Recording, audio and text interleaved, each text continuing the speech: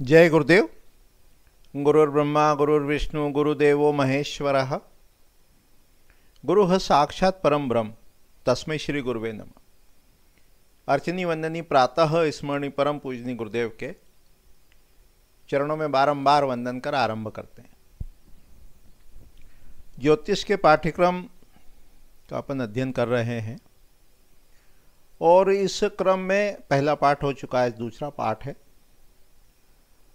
ज्योतिष को, जो ज्योतिषी है, ज्योतिष का जो जानकार है, उसको देवज्ञ कहते हैं। देवज्ञ, देवज्ञ यानी देव को जानने वाला, प्रारब्ध को जानने वाला।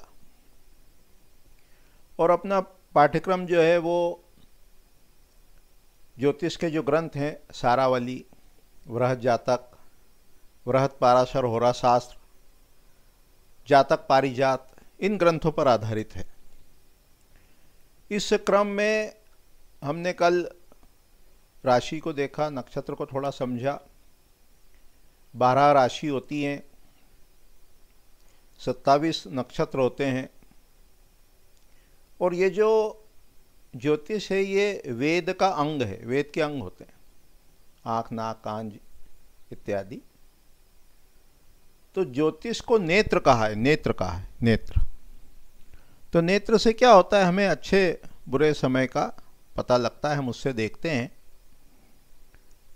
और जैसा समय है उसके अनुसार फिर अपना व्यवहार, आचरण इत्यादि करते हैं। तो इस क्रम में अपन ने 12 राशि देखी, मेष, वृषभ, मिथुन, कर्क, सिंह, कन्या, तुला, वृश्चिक, धनु, मकर, कुंभ, मीन। संभवतः आपने ये याद कर ली होगी। इसके अलावा 27 नक्षत्र होते हैं। जब ये 360 डिग्री को 27 इक्वल पार्ट्स में डिवाइड करते हैं तो 13 डिग्री 20 मिनट का एक नक्षत्र आता है। जैसे ये, इसका अपन ने एक नाम दिया, अश्विनी नंबर 1, भरणी, कृतिका, रोहिणी, मृगशिरा, आर्द्रा, पुनर्वसु, पुष्य, अश्लेषा, मघा, ऐसे 27 नक्षत्र होते हैं। इनके नाम भी याद करना है, धीरे धीरे याद करेंगे। और इन नक्षत्रों को अलग अलग भागों में विभाजित करते हैं, यानी 4-4 भाग में विभाजित करते हैं। उसको कहते हैं चरण। ये नक्षत्र के चरण हुए। प्रत्येक नक्षत्र के 4 चरण होते हैं। तो जैसे ये अश्विनी नक्षत्र है, इसके 4 चरण है। भरणी है, इसके 4 चरण है। कृतिका है, इसके 4 चरण है। रोहिणी है, इसके 4 चरण है। तो ये एक एक नक्षत्र के 4 चरण होते हैं। तो जैसे ये 27 नक्षत्र हैं, तो 27 गुणित 4, 108। तो 108 कुल चरण है। 360 डिग्री में 108 चरण है। आपको ध्यान होगा कि जो अपन माला जपते हैं उसमें जो मन के होते हैं वो भी 108 होते हैं। तो कहीं ना कहीं नक्षत्रों के चरण का संबंध जप विधि से भी है, जप विधि से भी। इन नक्षत्रों के गुण होते हैं, इनके चरण के भी गुण होते हैं। तो जब अपन स्थूल रूप में स्टडी करते हैं, थोड़ा सा फलित की ओर बढ़ते हैं धीरे धीरे, तो अपन जब फलित करते हैं, इसमें थोड़ा सा और देख लो कि जो राशियां होती हैं, जैसे ये राशि है मेष, यहाँ से यहाँ तक, तो मेष राशि में अश्विनी नक्षत्र है, भरणी नक्षत्र है और ये कृतिका का पहला चरण आ गया। ये कृतिका के 4 चरण है, इसमें पहला चरण आ गया। फिर वृष राशि जो है उसमें ये कृतिका के 3 चरण, रोहिणी के पूरे 4 चरण और मृगशिरा का 2 चरण। तो एक राशि में 9 चरण होते हैं। 12 राशि हैं, टोटल 108 चरण है। तो एक एक राशि में 9-9 चरण आए। जैसे मेष राशि में अश्विनी का पूरा 4 चरण, भरणी के पूरे 4 चरण और कृतिका का 1 चरण। इस प्रकार से इस मेष राशि में टोटल 9 चरण होते हैं। 9 चरण। नक्षत्र कितने? अश्विनी पूरा है, भरणी पूरा है और कृतिका 1/4 है। कृतिका का पहला चरण है। अब जब भी अपन फलित करते हैं, मान लो जन्म राशि के आधार पर करें, जिस राशि में चंद्रमा होता है वो व्यक्ति की जन्म राशि होती है। तो जब उसके आधार पर फलित करते हैं तो एक आधार बनेगा कि मेष राशि का चंद्रमा, वृष का है, मिथुन का है, कर्क का है, सिंह का है। उस आधार पर अपन फलित करेंगे। और इसका पूरा पूरा फल कब मिलेगा? जब जैसे ये चंद्रमा है ना,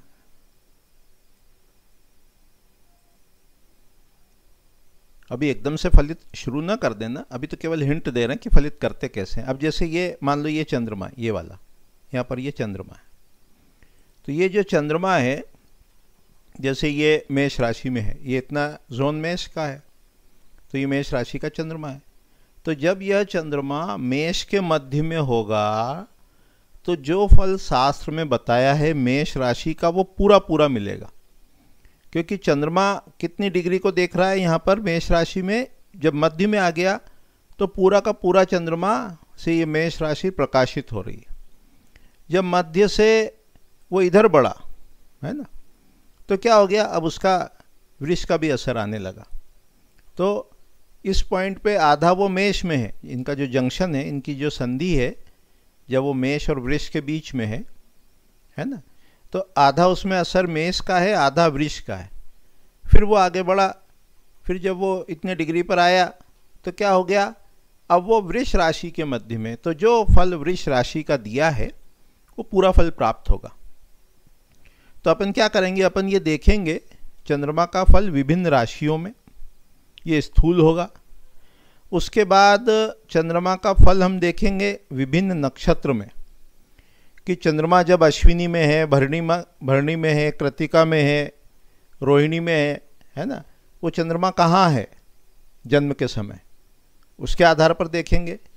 फिर उसके पश्चात हम एकदम सूक्ष्म में जाकर ये देखेंगे कि वो जो चंद्रमा है वो नक्षत्र के किस चरण में है। एक बार इसको फिर से दोहराते हैं। चंद्रमा का, जन्म के समय के चंद्रमा का हम स्टडी करेंगे राशि के आधार पर सबसे पहले।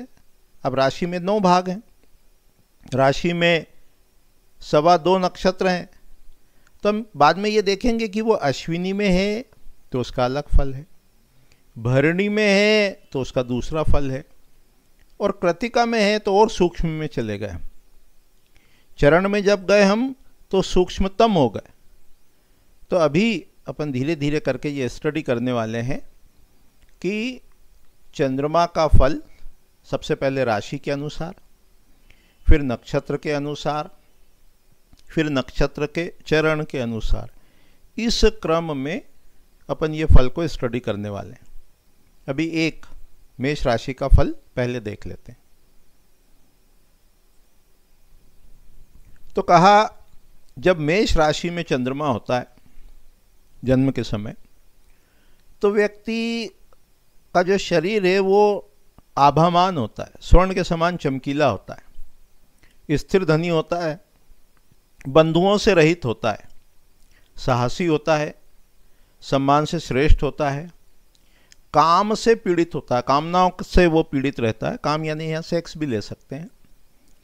उसके घुटने कमज़ोर होते हैं, उसके जो नाखून हैं वो दूषित होते हैं, केश उसके कम होते हैं, अल्पकेशी, बाल उसके कम होते हैं, उसका मन जो है वो चंचल होता है, अस्थिर होता है, सम्मान को धन मानने वाला यानी सम्मान प्रिय होता है, कमल के समान कांति वाला हाथ पैर होते हैं, अधिक पुत्र होते हैं, अधिक लोगों से युक्त होता है, वो जो इकलौता लिखा है वो कम भाई वाला है, और यहाँ अधिक पुरुषों से मनुष्यों से युक्त होता है, गोल नेत्र वाला होता है, स्नेही होता है, स्नेह करने वाला होता है, जल से डरने वाला होता है, पानी से खतरा रहता है, और घाव से उसका जो सिर है वो विकृत रहता है, और स्त्री से पराजित होता है, स्त्री के अधीन रहता है।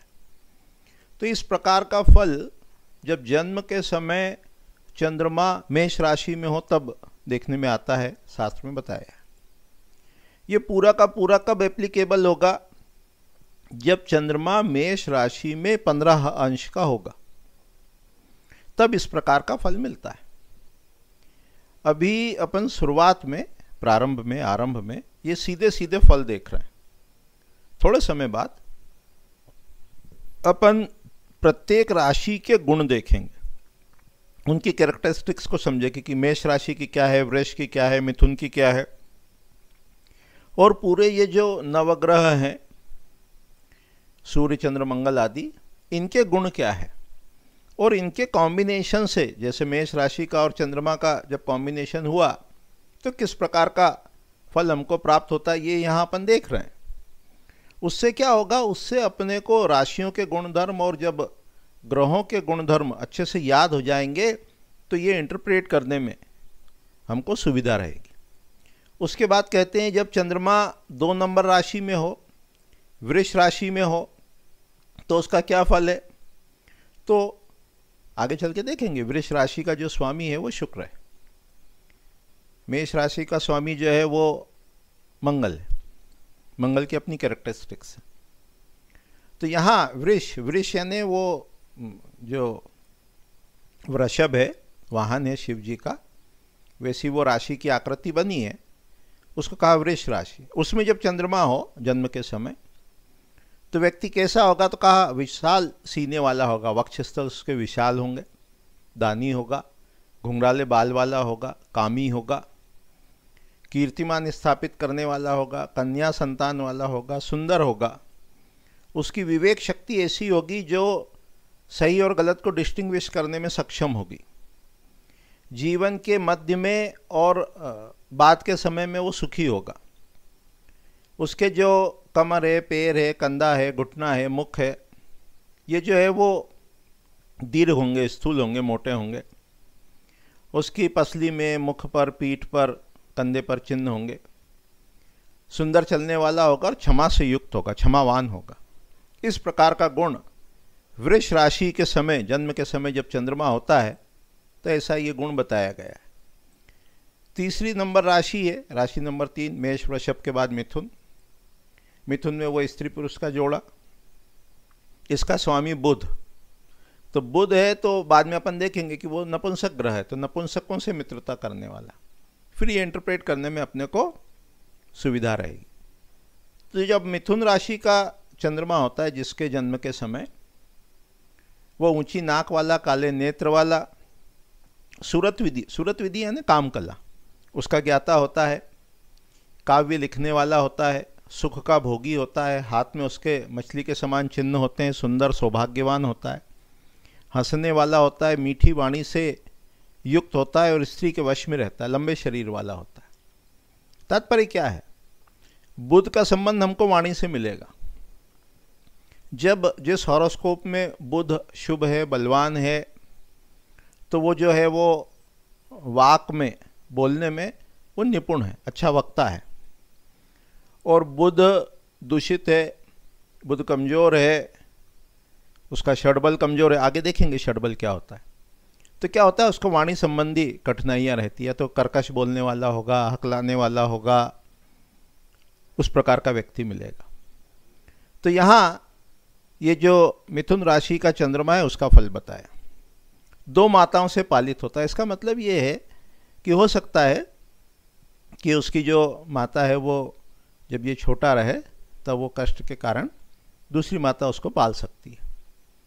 चौथी राशि है कर्क, इसका स्वामी स्वयं चंद्रमा है। तो यहाँ क्या हुआ, चंद्रमा स्वग्रही हो गया। चंद्रमा जो है वो स्वग्रही हो गया, अपनी ही राशि में, अपने ही घर में स्थित हुआ। तो कहा सौभाग्य, घूमने वाला, और कहा ज्योतिष और ज्योतिष के ज्ञान से युक्त है, नम्रता से युक्त है, काम में आसक्त है, विषय में आसक्त है, कृतज्ञ है, राजमंत्री है, सच बोलने वाला है, अच्छे प्रमाण वाला है, प्रवासी है, उन्मादी है, अधिक बाल वाला है, जल व पुष्प से इच्छा रखने वाला है, बाग बगीचे वापी का प्रेमी है, उनको बनाने में लीन है, स्थूल कंठ वाला। ये स्वग्रही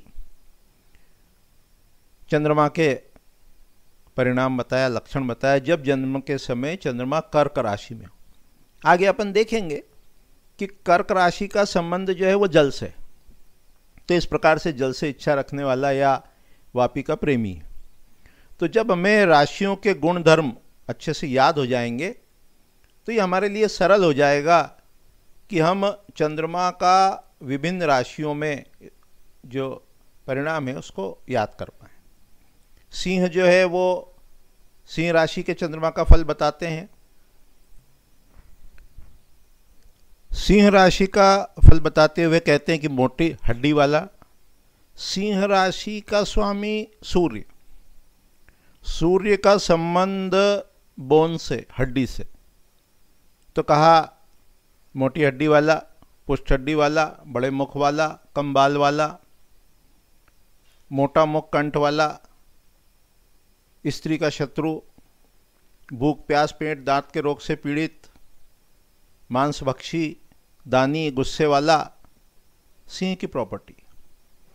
पुत्रहीन, कम पुत्र वाला, धन व पर्वत का प्रेमी, माता का वक्ष, सुंदर वक्ष स्थल वाला, पराक्रमी और कार्य आरंभ प्रलापी, जब भी कार्य को शुरू करेगा तो उसका खूब वो कहेगा, वर्णन करेगा, और सर्वत्र गहन दृष्टि वाला होता है। तो जब कभी भी इंटरप्रेट करेंगे राशि के फल को, तो उसमें राशि के गुणधर्म, राशि के स्वामी के गुणधर्म और जो ग्रह उसमें बैठा है उसके गुणधर्म, इन तीनों के कॉम्बिनेशन से उसको याद रख के इंटरप्रेट करने का प्रयास करेंगे। तो ये जो है ये सिंह राशि है, पराक्रमी है, इसका स्वामी सूर्य है, उसके गुण हैं हड्डी बोन इत्यादि, और उसमें जब चंद्रमा बैठा है तो उसका क्या फल मिलता है इसको अपन ने देखा। एक राशि और देखकर आज का समाप्त करेंगे, फिर इसको आगामी पाठ में शेष 6 राशियों को देखेंगे। कन्या राशि बताई, इसमें कहा स्त्री में अनुरक्त, इसका स्वामी जो है वो बुध है। स्त्री में अनुरक्त, लंबे हाथ वाला, सुंदर, शरीर मुख दांत आँख कान वाला, पंडित, आचार्य, धर्मात्मा, प्रियभाषी, ये बुध का संबंध वाणी से आ गया। कन्या राशि का स्वामी जो है वो बुध है। शुद्ध, शुद्धता और सत्यता में श्रेष्ठ, धैर्यवान, प्राणियों पर दया करने वाला, परोपकारी, क्षमाशील, सुंदर ऐश्वर्य से युक्त, कम पुत्र, कन्या अधिक, ऐसा व्यक्ति होता है। तो इस प्रकार से ये गुण कब मिलेंगे? जब कन्या राशि में बुध मध्य में होगा, 15 डिग्री का होगा। टोटल 360 डिग्री, एक राशि में 15 डिग्री, टोटल जो है ये 360 डिग्री, और एक एक राशि में 30 डिग्री, 30 इसमें, 30 इसमें, सभी में 30, और इसके मध्य में, यानी 30 राशि के मध्य में, 30 डिग्री के मध्य में जब चंद्रमा होता है, यहाँ यदि है तो वो मेष का पूरा फल है, उसके बाद यहाँ कहीं है तो वो वृष का पूरा फल है, उसके बाद मिथुन के मध्य में है तो मिथुन का पूरा फल प्राप्त होता है, और यदि मध्य में नहीं है तो अनुपातिक फल प्राप्त होता है। तो इस प्रकार से आज की इकाई में, आज के पाठ में हमने 12 राशि, 27 नक्षत्र, एक एक नक्षत्र के 4-4 चरण, इनको देखा समझा जाना, और मेष वृषभ मिथुन कर्क सिंह कन्या, इन 6 राशियों में जब जन्म के समय चंद्रमा होता है तो उसके फल को समझने का, जानने का प्रयास किया। पूरा सब देखकर इन सब का जो रिजल्टेंट बनेगा उसके आधार पर हमें फलित करना चाहिए। तभी इतने ही कह के वाणी को विराम देते हैं। जय गुरुदेव, जय गुरुदेव।